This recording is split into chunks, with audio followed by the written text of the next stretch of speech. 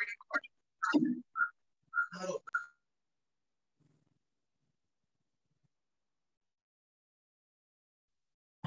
selamat pagi semua. Pagi, Pak. Pagi, Pak. Saya kedengaran ya.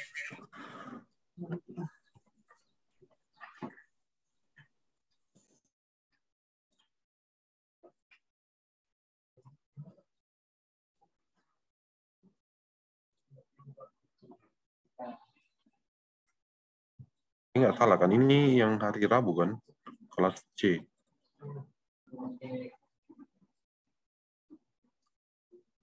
Iya, Pak. Oh iya, Pak. Nathaniel udah hadir. Mana Nathaniel? Saya, Pak. Oke, selamat pagi semua. Hari ini kita masih Pagi, Pak. Zoom.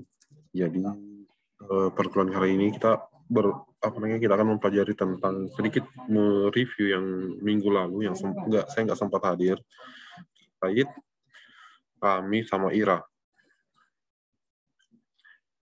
Dari yang kalian baca kemarin, bahan yang kemarin, kira Rami itu apa? Ada bisa jawab?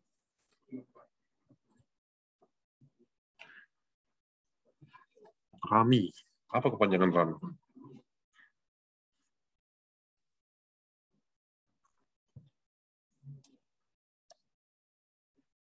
Kok diam semua? Rami itu kerangka acuan dasar dalam industri 4.0. Ini pertama kali dikembangkan oleh orang Jerman di bagian Eropa. Terus yang kemarin kalian baca juga yang namanya IRA, IIRA, itu sama kerangka acuan juga untuk 4.0, tapi dari Barat, Amerika. Jadi ada beberapa yang menjadi landasan kenapa Rami itu digunakan sebagai dasar perkembangan industri 4.0. Yang pertama, persediaan internet itu sekarang ada di mana-mana, walaupun kita bisa pungkiri di Indonesia itu sendiri, ya masih tahapan perkembangan. Jadi ada beberapa daerah di Indonesia itu yang belum mencakup internet. Yang kedua itu, industri 4.0 menggambarkan bahwa perangkat-perangkat yang ada di industri itu sudah cerdas. Perangkatnya sudah menjadi cerdas. Cerdas dalam artian, kita tidak perlu kalau kalian pernah praktikum di pabrik mini kelapa sawit yang di PTKI Medan itu, dia masih manual semua. Masih bisa dikatakan itu masih industri 2.0. Tapi zaman sekarang mungkin ada beberapa industri, walaupun bukan industri sawit, dia sudah cerdas. Dalam kayak kalau mungkin pernah kalian dapatkan itu kayak pembuat perakitan mobil, itu sudah bisa dikerjakan oleh robot semua. Cerdas. Yang berikutnya itu penggunaannya membuka dunia baru, layanan dan fungsinya. Jadi industri 4.0 juga itu secara tidak langsung membuka layanan yang baru, khususnya perkembangan industri. Selain itu, industri 4.0 menghubungkan semua pihak yang terlibat dalam bisnis di industri manufaktur dan proses. Jadi semua proses yang ada di industri itu bisa digabung menjadi satu tampilan. Jadi kita nggak perlu lagi ngecek bagian proses di sana. Saya mau ngecek bagian manufakturnya di sana. Dia bisa disatukan dengan industri 4.0. Berikutnya itu dia juga menjadi satu bagian penting, yaitu membagi informasi dari pemasok, pelanggan, dan di dalam perusahaan itu sendiri. Di dalam perusahaannya itu, dia bisa membagikan informasi secara langsung, secara real time, sehingga transparan. Benda kerja dan mesin pengelola produksi secara mandiri, fleksibel, efisien, dan hemat sumber daya. Sumber daya yang hemat ini sumber daya manusianya tentunya. Jadi secara tidak langsung industri 4.0 ini mematikan beberapa pekerjaan. Dia membunuh beberapa pekerjaan, tapi di sisi lain ada pekerjaan yang akan terbuka karena industri 4.0 ini. Ada transisi antara perusahaan dan sektornya. Nah, ini gambaran industri 4.0, apa yang baru. Kita bisa bayangkan bahwa industri 4.0 itu memiliki penyimpanan datanya di cloud namanya. Terus dia membutuhkan suatu jaringan untuk melakukan otomatisasi di sini. Jadi mungkin masih ada operator yang akan mengontrol dan operator yang akan monitoring, tapi sifatnya sudah berbasis internet semua. Jadi industri 4.0 itu menghasilkan informasi yang transparan, sifatnya transparan. Kalau kalian perhatikan, ini adalah rantai-rantai nilai sektor yang berbeda dari industri 4.0. Kalau di sini standarnya tuh ya, kita lihat. Nah, ini adalah referensi model arsitektur industri 4.0. Kalau kita belajar industri proses, itu modelnya seperti ini. Dia berlapis-lapis. Ada bagian aset, integration, communication, information, fungsional, business. Terus ada juga yang model ini kan ada yang ke kirinya, kanannya. Ada development, production. Bagian itu ada maintenance usage-nya. Berikutnya sebelah kanannya lagi ada produk, fail, control device, session work, interface, connected work. Jadi ini gambaran bagaimana itu industri 4.0. Kalau kita ambil pecahannya sendiri, misal kamu ambil bagian bisnis, sebagian produk, berarti dia berada di bagian sini, sekitar sini. Bisnis, produk. Misal saya mau ambil bagian bisnis tapi berhubungan dengan dunia, hubungkan dengan dunia. Berarti saya ambil bagian layer bisnisnya, bagian dunianya, berarti dia berada di sini. Inilah gambaran bagaimana RAMI itu bekerja. Referensi model arsitektur industri 4.0. Nah, ini dalam praktik digitalisasinya, jadi ada perkembangannya itu dari konstruksi, simulasi komputer, prototipe, nanti menghasilkan suatu instruksi-instruksi jadi bahan pemeliharaannya. Terus nanti ada produksinya juga, produk, semua akan dikonversi menjadi suatu sistem yang mana pasti membutuhkan pemeliharaan. Ini jadi beberapa mungkin ada yang di sinilah sistem itu muncul di bagian pemeliharaan. Jadi mungkin di perkembangannya ada beberapa bagian yang hilang, tapi di bagian pemeliharaannya itu banyak yang muncul di sini. Sama bagian produksi pun seperti itu. Mungkin pada saat proses produksi ada beberapa item yang hilang, pekerjaan yang hilang, tapi di bagian pemeliharaannya bisa saja ada yang akan muncul. Ini perkembangan dari suatu misalnya pabrik, perkembangannya menjadi pemeliharaan, terus produksinya menjadi pemeliharaan. Dan ketika dihubungkan antara pabrik, integrator sistem, kooperator, nanti ada hubungannya seperti ini. Pabrik memiliki produksi misalnya. Produksinya itu bisa langsung dikirim ke bagian integrator sistem, sehingga menghasilkan model seperti ini. Dia masuk ke bagian operator pelanggan akhir. Jadi kalau kita bicara RAMI, dia intinya menghubungkan satu bagian ke bagian yang lain, sehingga memangkas informasi. Jadi informasi dari integrator sistem bisa langsung ke pabrik. Informasi dari pabrik bisa langsung ke operator pelanggan akhir. Operator pelanggan akhir bisa request langsung ke pabrik. Dia konsepnya seperti itu. Kalau bisa dipersingkat, kenapa harus kita perpanjang? Jadi kurang lebih seperti itu gambaran untuk RAMI. Referensi model arsitektur industri. Jadi kalau dia digambarkan seperti ini, orang bagian bisnis, kalau dia membutuhkan informasi dari station, dia hanya perlu ke bagian sininya, pasti ada yang bisa diambil informasi. Titik berada di sini. Misalnya fungsional atau information mau diambil, tapi di bagian control device dia tinggal mencari di sini. Dia langsung. Kalau zaman dulu itu dia bertahap-tahap. Orang bisnis itu nggak bisa langsung ambil data dari station. Dia harus melewati turun dulu. Setelah turun dari sini baru bisa ke bagian station. Itu zaman dulu. Kalau zaman sekarang dia digambarkan seperti ini modelnya. Referensi model arsitektur industri. Nah, berbeda dengan IRA, bentar ya, IRA. Ini juga yang menarik dari Rami. Digambarkan sebagai model seperti ini modelnya.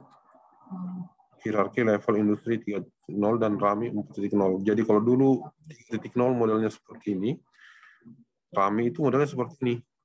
Dia bisa langsung dari misalnya dari sini bisa langsung ke bagian bawah sini. Kalau zaman dulu dia besuk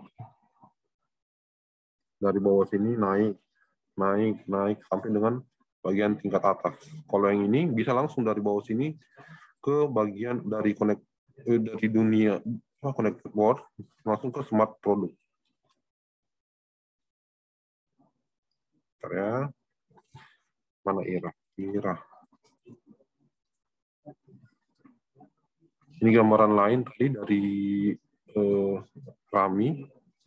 Yang modelnya kurang lebih seperti ini. Ada bagan kotaknya.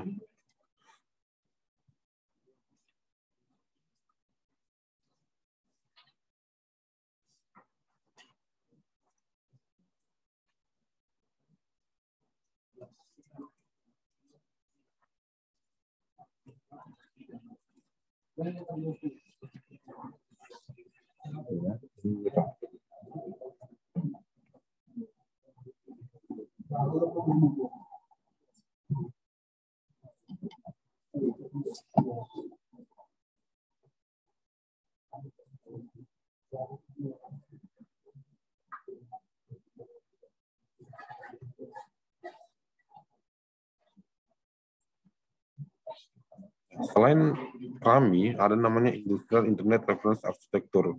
Ini diprakarsai oleh orang Barat, IIRA. Ini menjadi satu acuan juga ketika kita melakukan transformasi industri 4.0.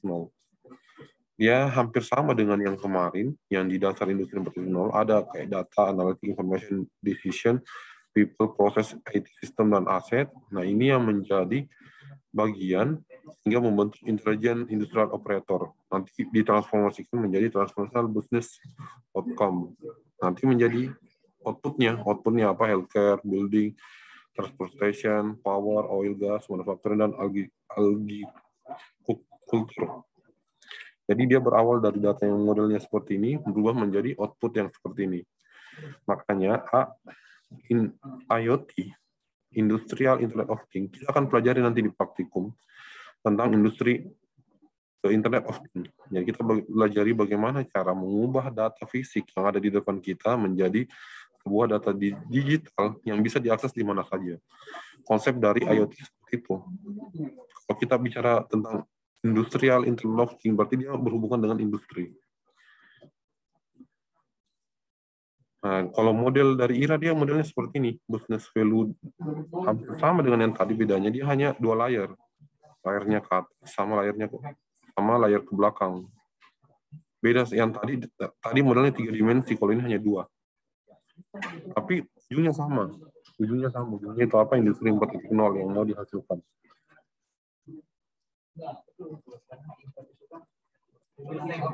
Nah, ini Rami. Jadi kalau kita bandingkan IRA sama Rami, kalau IRA-nya tadi modelnya seperti ini, yang bentuk kotak ini, kalau dia model Raminya, dia lebih kompleks lagi ke belakang. Jadi inilah dia modelnya.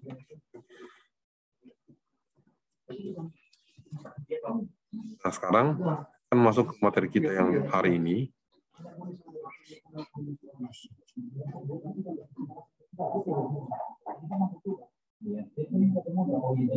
Jadi hari ini saya akan bahas terkait dengan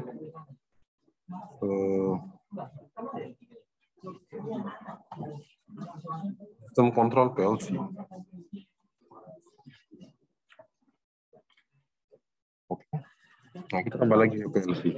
Itu sebenarnya industri 3.0. Jadi kita tidak bisa pungkiri sebenarnya PLC itu industri 3.0. Tetapi PLC itu bisa berubah menjadi industri 4.0 kalau kita hubungkan dengan konsep komunikasi. Jadi flashback dulu ke PLC.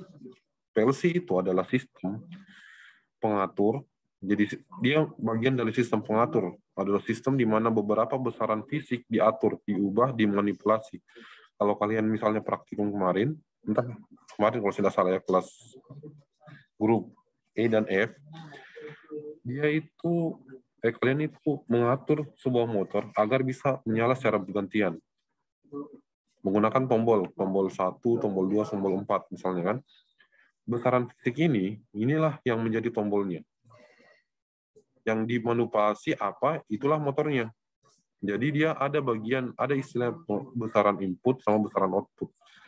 Sebuah sistem didefinisikan sebagai sekumpulan perangkat yang dirakit dan membentuk sebuah perangkat gabungan yang dapat menghasilkan sebuah fungsi yang spesifik. Jadi ada fungsi spesifik yang bisa dihasilkan dari suatu sistem yang kalian buat. Kalau kalian praktikum kemarin, kalian sedang belajar tentang sistem sekuensial atau sistem yang berurut, di mana motor itu bisa dikendalikan secara berurut. Sebuah sistem kontrol yang ideal adalah sebuah sistem di mana ada besaran output yang merupakan fungsi langsung dari besaran input. Jadi kalau kita gambarkan bagaimana sistem kontrol yang lengkap, dia modelnya seperti ini. Ada input, ada sistem, sama ada output. Jadi 3 bagian ini yang menjadi bagian penting dari sebuah sistem kontrol. Ada input, ada sistem, ada output. Kalau kalian praktikum kemarin, kalian menekan tombol 1, maka motor berapa yang menyala?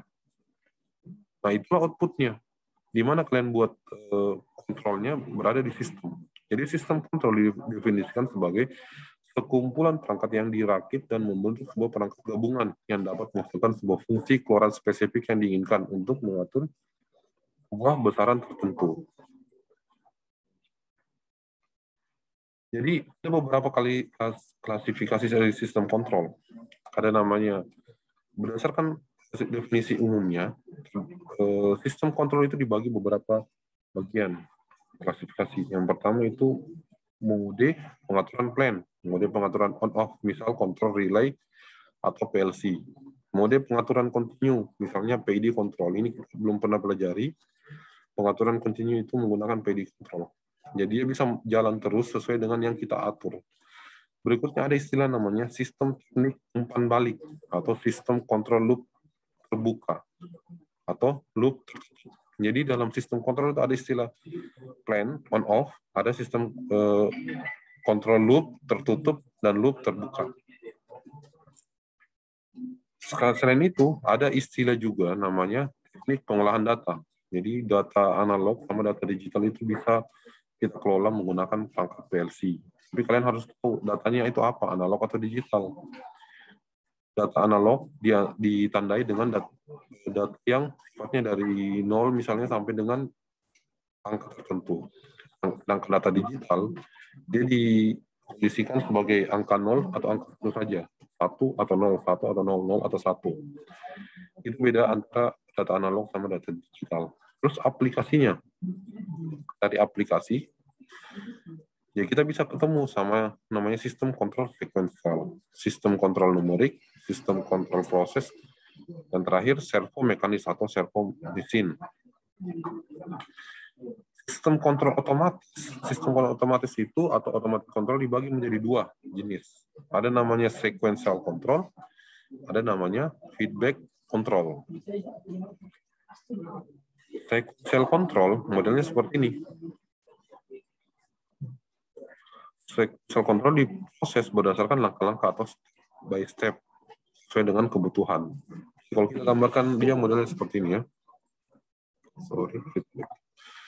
Ada inputan yang masuk ke bagian pemproses. Ada inputan yang masuk ke bagian pemproses. Berikutnya dari sini, dari yang kita masukkan itu akan diproses sehingga menjadi operasi elemen. Lalu masuk ke sistem kontrolnya. Dari data itu lagi ke bagian elemen deteksi. Jadi kalau kita bahasakan sequential control, gimana modelnya itu ya? Data yang dari luar ketika dia masuk ke sini akan dibaca lagi sama inputnya, bagian input. Nah itu akan terus berulang di sini, terus berulang datanya. Terus datanya itu yang masuk ke proses bagian input juga akan ke bagian output. Outputnya apa di sini digambarkan sebagai elemen alarm. Ada input, ada pemproses. Bagian prosesnya agak besar di sini. Beda sama yang sistemnya yang simple yang seperti ini kan. Dia simple input, sistem output. Kalau kita bicara tentang sequential, dia itu bertahap. Tahapan ini masuk, berikut tahapan ini, ternyata dari tahapan ini ada umpan balik input. Lalu kembali ke, setelah itu akan ulang-ulang, dan sebagian data yang dikirim ke proses akan keluar juga di output. Nah, bagian lainnya itu ada namanya feedback control. Feedback control itu agak berbeda sama yang tadi. Kita tadi memasukkan input kan, kalau di feedback control, kita hanya memasukkan target namanya, target. Kalau kita ibaratkan dia kayak, saya bisa gambarkan seperti ini.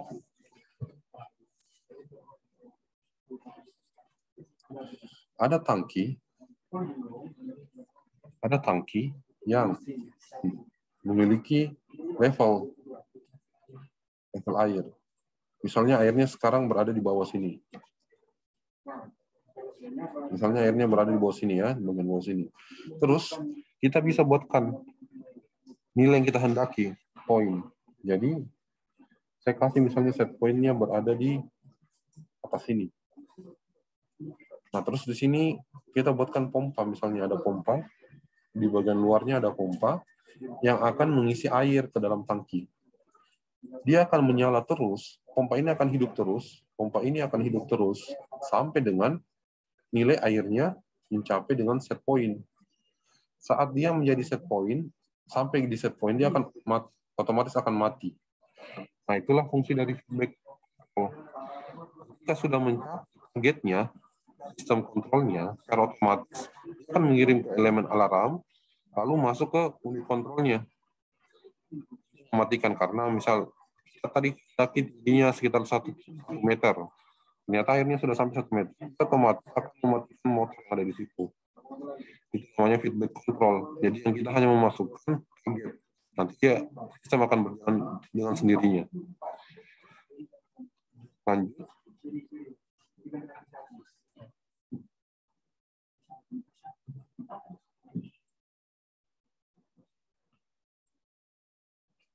Oke, lanjut. Bagian macam-macam sequential control. Jadi ada 3 macam sequential control. Yang pertama relay sequential control, logic sequential control, programmable control rangkaian mikrokomputer. Yang kalian pelajari kemarin, PLC-nya, programmable control rangkaian mikrokomputer. Kalau kita bicara relay sequential control, berarti kita menggunakan alat yang hanya berupa relay. Jadi sistem kontrol sequential itu bisa dibuat tanpa PLC. Menggunakan relay namanya. Kita susun relay sama timer, nanti bisa menjadi sebuah sistem sekuensial. Atau kita menggunakan gerbang logika. Menggunakan gerbang logika pun bisa. Tapi yang gampang digunakan itu programmable control rangkaian mikro. Bahkan ada tambahan lagi yang paling update sekarang itu, kalau kita menggunakan yang perangkat seperti Arduino. Hanya saja perangkat Arduino tidak bisa digunakan di industri karena fisiknya sangat rentan, mudah rusak. Berikutnya adalah tipe-tipe kontrol. Dari kontrol itu dibagi menjadi beberapa tipe. Namanya kontrol relay, kemampuannya, kecepatannya singkat, kadarannya rendah, fungsi kontrolnya terbatas. Berikutnya itu kontrol tanpa relay. Umumnya digunakan komponen semikonduktor. Ada istilah kontrol dengan relay, kontrol tanpa relay. Berikutnya ada namanya kontrol dengan IC digital. Nah, ini lebih mutakhir lagi, hanya jarang juga dipakai. Orang kebanyakan menggunakan programmer kontrol. Kalau ada yang sudah bisa kita langsung, kenapa harus kita buat rakit-rakit? Ini sifatnya merakit di atas 3 ini. Kalau ini sudah dalam bentuk komputer. Terakhir, kontrol melalui mikrokomputer. Ini adalah salah satu gambar dari diagram kelistrikan sebuah pompa 3 fasa. Jadi ini diagram kelistrikan pompa 3 fasa. Kalau kalian perhatikan, di sini ada input R, di sini R, di sini S, di sini T. Ya. Di sini R, paling atas R, terus di sini S, di sini T. Jadi paling ujung itu ada T. Berikutnya ada MCB. MCB di sini MCB 3 fase. Artinya kalau satu saya naikkan, yang lain akan ikut secara bersamaan. MCB. Berikutnya di bawahnya ada pengaman. Pengamannya biasa kayak setting. Nah, di bawahnya ada namanya kontaktor. Kontaktor. Ini kontaktor 1, kontaktor 2.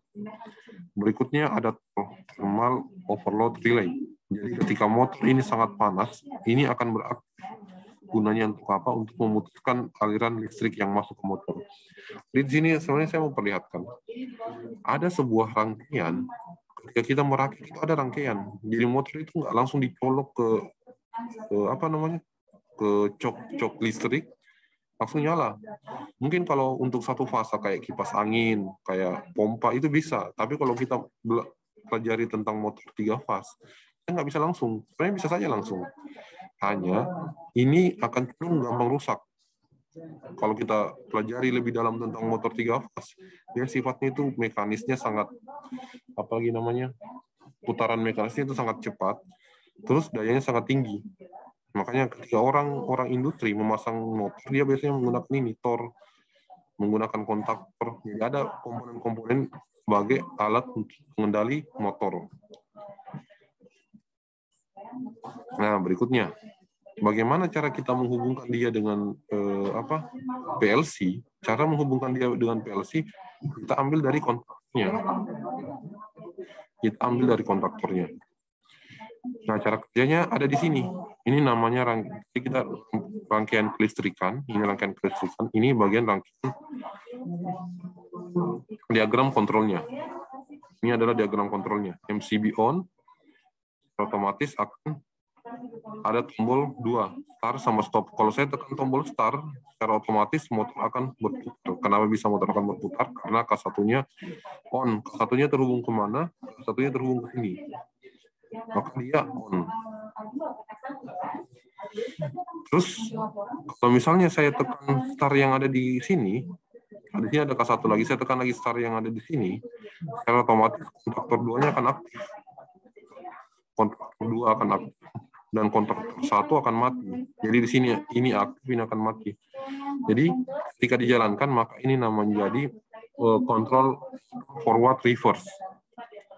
Jadi ketika K1 aktif ini forward, ketika kedua aktif ini reverse. Ini yang seharusnya kalian pelajari pada saat praktikum. Hanya saja ada kendala sama pengaturan 3 fase yang ada di laboratorium di sini. Di sini ada motor yang takutnya kita hanya punya satu motor di sini.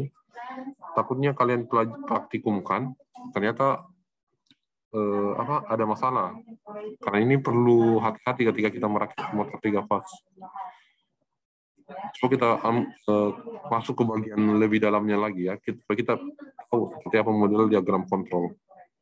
Di diagram kelistrikan digambarkan suatu prinsip kerja dari suatu peralatan melihat hubungan pengawatan yang disertai dengan simbol-simbol, ukuran yang jelas, serta dapat juga menunjukkan lokasi di mana peralatan tersebut dipasang. Jadi dengan diagram kelistrikan kita tahu pada gambar ini ada gambar MCB, ada gambar kontaktor 1, ada gambar kontaktor 2, ada gambar relay. Jadi kita tahu kita pakai relay, kita pakai kontaktor 1, kita pakai kontaktor 2, kita pakai MCB. Berikutnya itu membaca dan menulis diagram kelistrikan. Ada 2 cara. Yang pertama penulisan secara vertikal dan penulisan secara horizontal. Yang kalian lihat tadi, ini namanya gambar diagram vertikal ke atas. Terus yang kalian lihat ini namanya gambar diagram horizontal. Sama seperti yang tadi, bedanya ini gambarnya horizontal. Jadi dalam penggambaran diagram kelistrikan itu ada 2 jenis, ada vertikal sama ada horizontal. Nah, kita lihat rangkaian dasar kelistrikan. Ini adalah rangkaian dasar dari kelistrikan. Masih ingat apa perbedaan normally close sama normally open? Ada yang bisa jawab? Apa perbedaan normally close sama normally open? Tahu, Pak. Kalau normally close itu sebenarnya C. Kalau normally close itu kan dia dalam keadaan sambung, Pak. Tapi kalau normally open, dia dalam keadaan terbuka, Pak. Oke, yang ini, gambar yang ini tuh normally apa? Close atau open?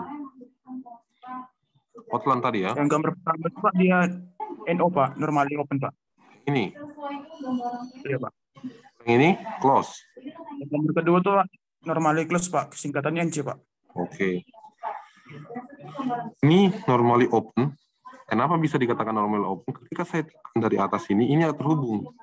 Ketika saya lepas tekanan saya, ini terlepas. Jadi normalnya dia open.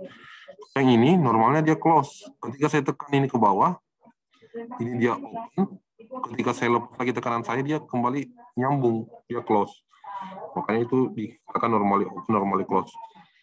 Oke, terima kasih Hotline. Terus rangkaian ini paling dasar sekali. Jadi saat mungkin kalian sering lihat di rumah-rumah ya, di rumah, ini paling dasar sekali.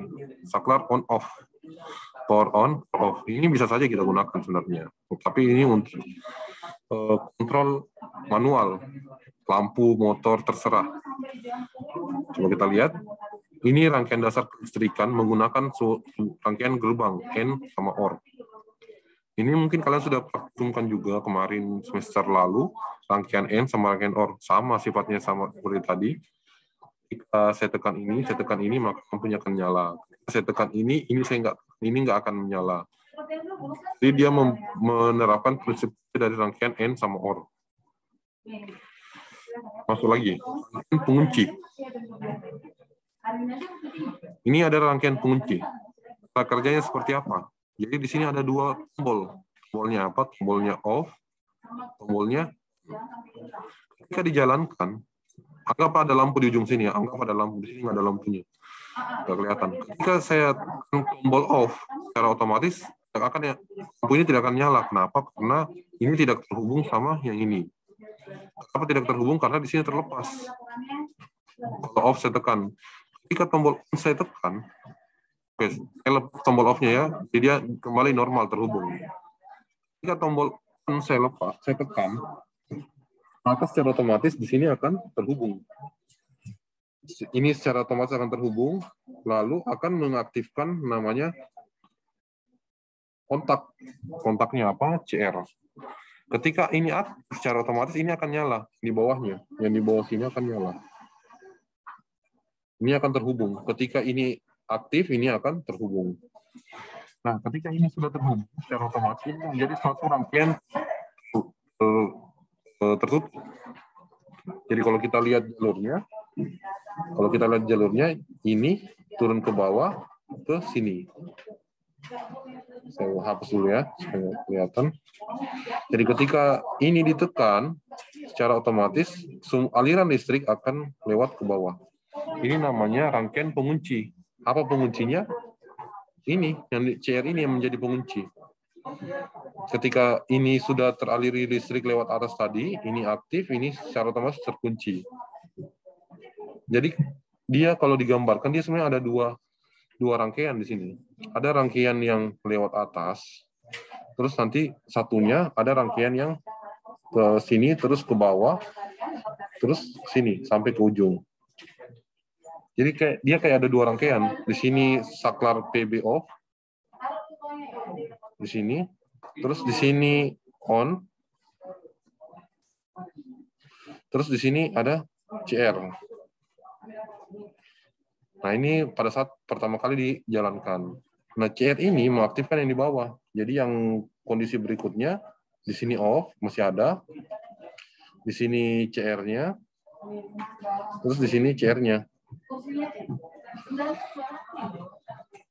Ini namanya rangkaian pengunci. Jadi ketika kamu tekan di sini, secara otomatis ini akan mengunci dan dia akan menyalakan sampai ke ujung. Oke, berikutnya ada namanya rangkaian pengaman. Ini namanya rangkaian pengaman. Jadi kalau rangkaian pengunci itu biasanya dia membutuhkan dua. Kalau bukan tombol on, harus ada dua, tombol on sama tombol off. Jadi kalau mau dimatikan, tinggal ini aja dilepas. Kalau tekan tombol, secara otomatis ini sudah putus, ini putus, nggak ada alirannya, ini secara otomatis akan lepas di tombol off. Nah, ada namanya tombol pengaman. rangkaian pengaman. Jika tombol PB1 ditekan, lampu akan menyala. Bila PB2 ditekan, maka lampu akan mati. Akibatnya NC2 akan mati. Jadi prinsip kerjanya dia seperti ini. Jika ini saya tekan, secara otomatis ini akan mengalir aliran listriknya turun ke bawah karena dia normally close, turun ke bawah mengaktifkan R1. R1 arahnya kemana? R1 arahnya ke sini. R1 itu arahnya ke sini satu, sama. Nah. Sorry.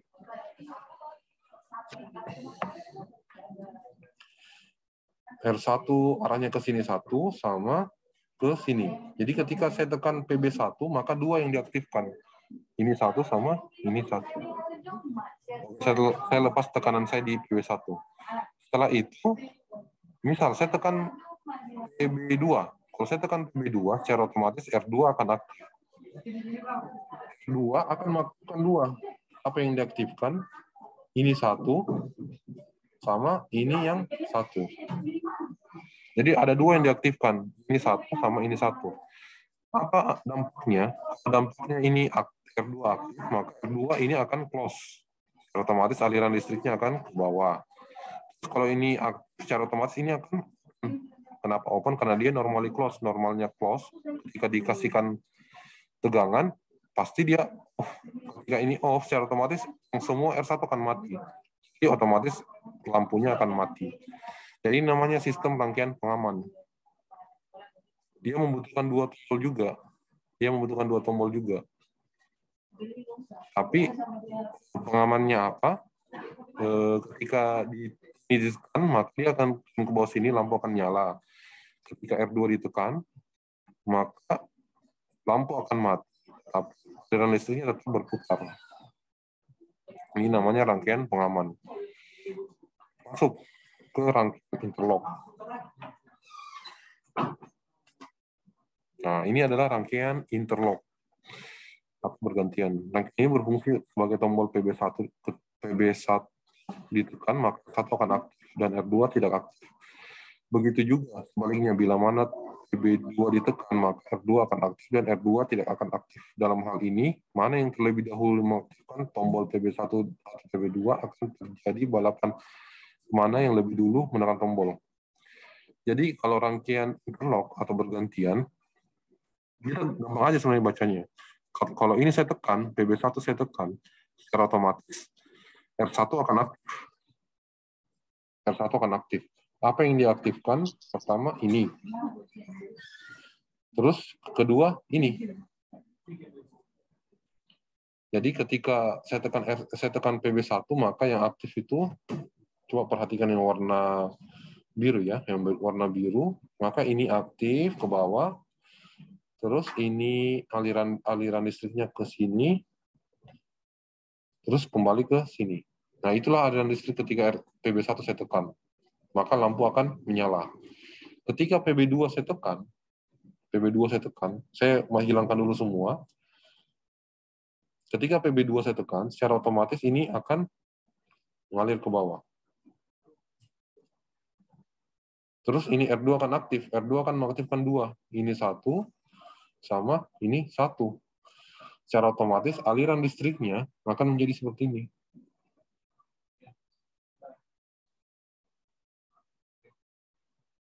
Lampu tidak akan menyala. Kenapa lampunya tidak menyala? Karena kalau misalnya tadi di sini aktif, dia akan putus di sini.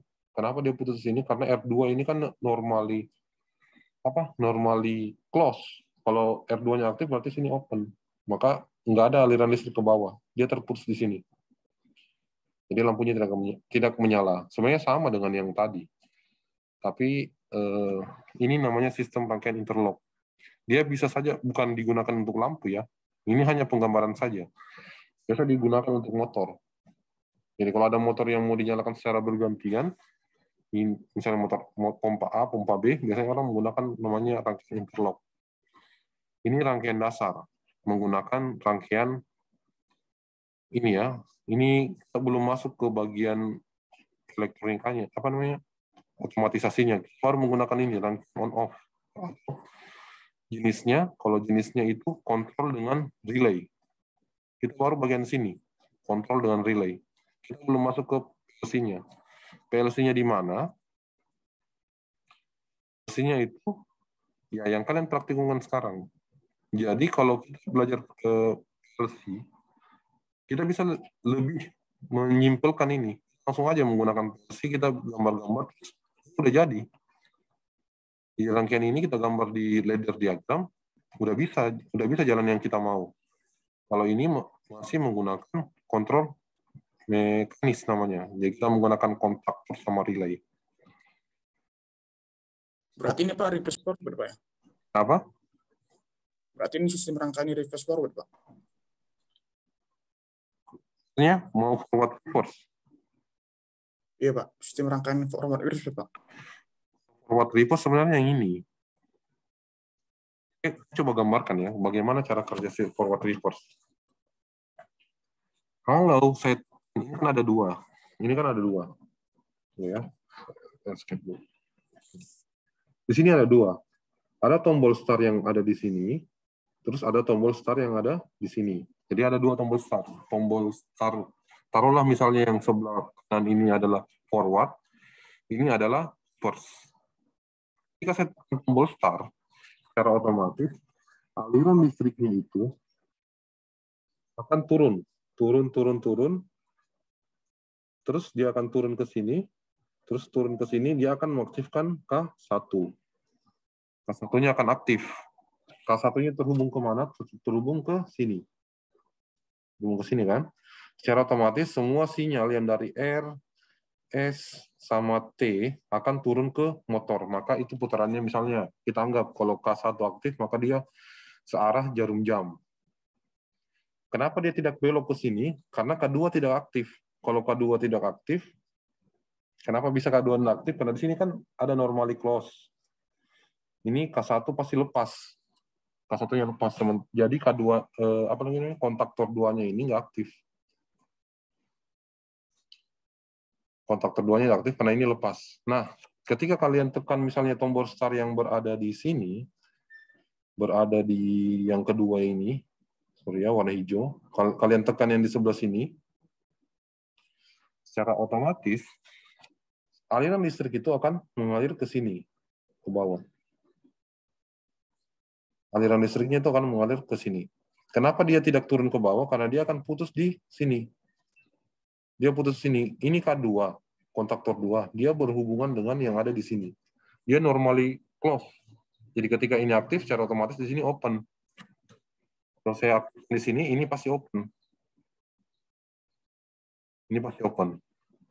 Jadi aliran listriknya akan turun lewat sini. Maka jika K2 aktif, maka sinyal itu akan lewat sini dia. Sinyal listrik ke motor 3 fase itu akan lewat sini. Terjadilah reverse. Jadi tadi kalau K1 aktif, maka dia forward, K2 aktif, maka dia reverse. Motor 3 fase itu, motor itu digambarkan seperti ini ya. Dia ada 3 sebenarnya. R, S, sama T. Tegangan R, tegangan S, tegangan T. Jadi kalian harus tahu ada namanya satu fasa, ada namanya 3 fasa. 3 fasa itu ada R, S, sama T. Ada R, S, sama T. Nah, kalau umumnya, kalau kita punya PLN misalnya ya, PLN, di sini misalnya R, di sini S, di sini sama T. Kalau saya hubungkan langsung seperti ini, dia akan, anggaplah dia akan forward. Kalau saya hubungkan R, S, T. Tapi, ketika kalian balik, di sini misalnya T, terus di sini kalian, sorry ya, hapus dulu, eraser dengan hapus ini.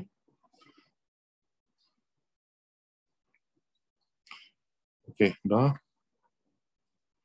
Nah, ketika kalian balik, di sini misalnya T, di sini S, terus kalian hubungkan, dia akan reverse. Yang tadi putarnya searah jarum jam, dia akan berbalik arah.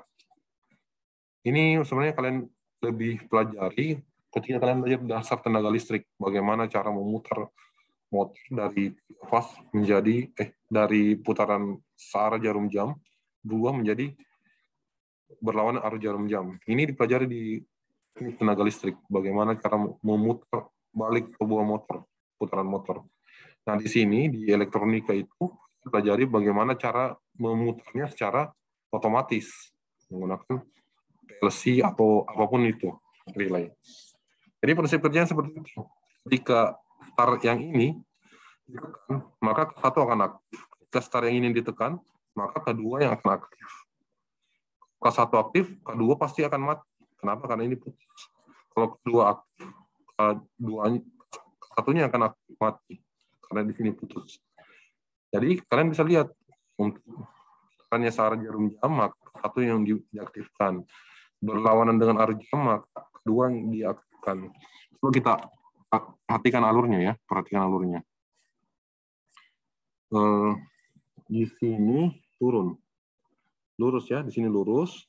Terus yang di sini oke lah, dia masih searah kan, masih searah. Jadi kita anggap R itu nggak ada masalah karena dia ketemu. K1 sama K2 ketemu. Oke, K1 sama K2 di fasa R itu ketemu. Coba kita lihat. Fasa R, S, ini S, turun ke bawah. Terus yang di sini, dia pindah, nyimpang dia kan. Dia nyimpang. Dia nggak di tengah lagi, dia langsung turun ke sini. Kalau kita lewat di K2. Yang tadinya dia di tengah, dia berubah menjadi sebelah kanannya. Nah, coba kita lihat fasa T. Fasa T, RST, fasa T itu di ujung sini. Kalau kita lewat K2, maka dia akan pindah ke tengah. Dia tukar posisinya. Jadi kalau misalnya forward tadi RST, kalau reverse-nya RTS. Nah, seperti itulah prinsip kerja cara forward reverse sebuah motor 3 fase. Izin bertanya, Pak. Ya, kenapa? Pak, kalau ini kan kalau R-nya kan kalau merubahnya kan merubah putaran kan RTS kan, Pak. Ya. Kalau dia, Pak, kalau dirubahlah pasanya, Pak, ke TSR gitu gimana, Pak? Apa bisa ada perubahannya, Pak? Coba Putaran. kita lihat ya. Kamu maunya TSR? Iya, Pak, TSR, Pak. Sorry ya.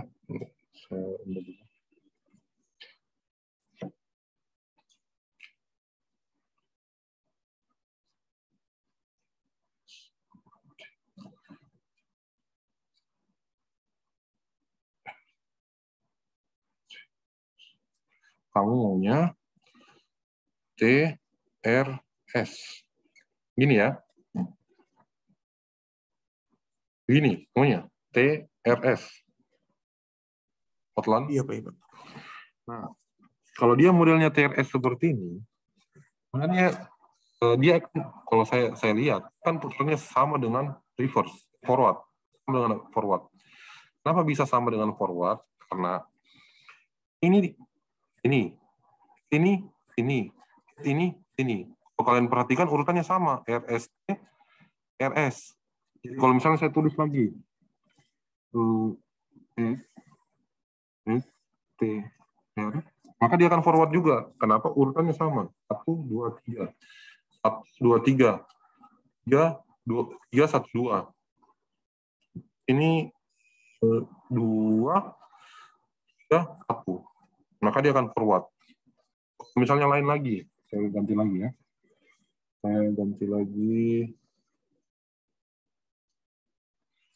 Misal, saya mau dia